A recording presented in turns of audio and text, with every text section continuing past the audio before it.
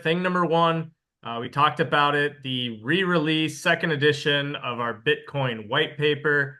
Gary, I'm going to let you basically take this away, right? In terms of just announcing the white paper, what's in it, the difference between this version versus the last. But thing number one, Gary, announcing the second edition of our Bitcoin white paper. And then maybe I can wrap it up and let people know how they can get it. Thanks, Rob. So Nassim Taleb is somebody who I respect a lot. He's written some of the best books on financial risk control, like The Black Swan, Fooled by Randomness. I think he is a terrific writer and a terrific thinker. About 5 or 6 years ago, he wrote a white paper that was very supportive of Bitcoin, and I've read it. I thought it was excellent work. 3.5 years ago, he reversed his position. Now, he's entitled to do that. There is nothing wrong. In fact, in finance, it's very important to update your opinions, and if you're wrong, to change your mind.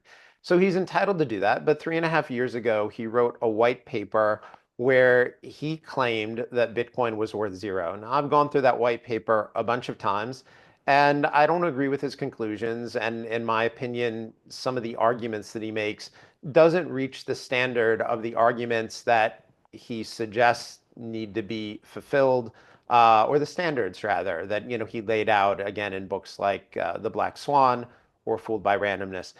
3 years ago, Deep Knowledge Investing put out a white paper basically critiquing Taleb's paper and saying, hey, we don't think your arguments are correct here. Now, in the last 3 years since we put that out, there's been a lot that's happened in the Bitcoin community. There's been, Operation Chokepoint, where the US government tried to shut down and successfully did shut down crypto-based banks. China banned Bitcoin mining. Gary Gensler, the outgoing chairman of the SEC, ended up dragging his feet on Bitcoin ETF approvals and then eventually did approve them. And they turned out to be the biggest, fastest growing ETF launches in history. During that time, Bitcoin had a 75% drawdown, actually more than that, going from over 60,000 down to about 15,000. Here at Deep Knowledge Investing, we didn't panic. We just bought more when the price went down. And then came roaring back from about 15,000 to, Bitcoin as of this conversation is around 102, 100, 101, 102,000 US dollars. Now, it's very important to note that the dollar price of Bitcoin is not the scoreboard. Taleb did not say that there won't be irrational exuberance and that the price of Bitcoin would go straight to zero. He's saying it eventually will go to zero. So the fact that Bitcoin has run up to 100,000 plus doesn't make him wrong. In my case, we put out that white paper and Bitcoin went from, I think it was 64,000 down to 15,000.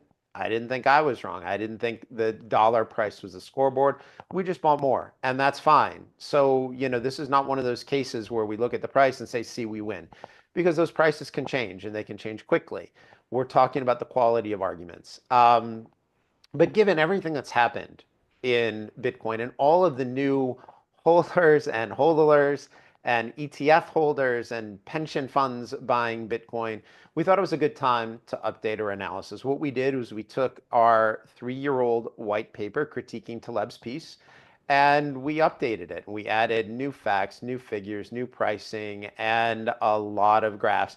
Our intern Andrew did a ton of graphs, so we thought it was important to add a lot of images to make it more approachable for people who aren't used to reading, lengthy, hard to digest white papers. We wanted it to be easier and approachable.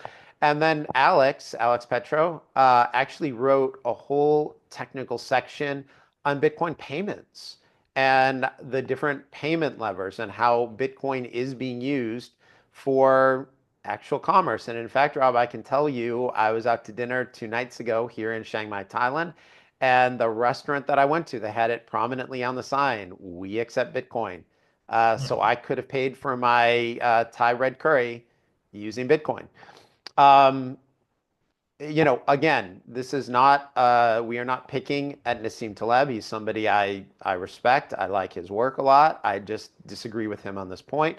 But the new and improved white paper will be made available. We believe we're going to have it out on Twitter or X Wednesday morning, New York time. So, take a look at my account. It's at Gary_Brode, Brode.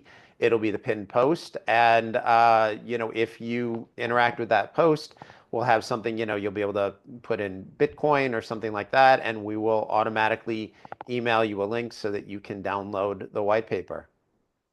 Yeah, and we'll have plenty other ways you can get the white paper. We'll be sending that out via email. So be sure to at least put your email in for our free subscriber list. And then we'll show you how you can get your copy of the new white paper that will come out Wednesday morning, New York time. Gary, what? Probably 10 a.m. New York time, more than likely. 9, That's, 9 o'clock, 10 o'clock. We'll keep you updated on that. yeah, that's what we're aiming Yeah, for. as Gary mentioned, it's a great piece. Think it really helps you to understand the entire picture, regardless of intermediate, advanced level of investing and understanding. Just does a really good job of having something in there for everybody. Gary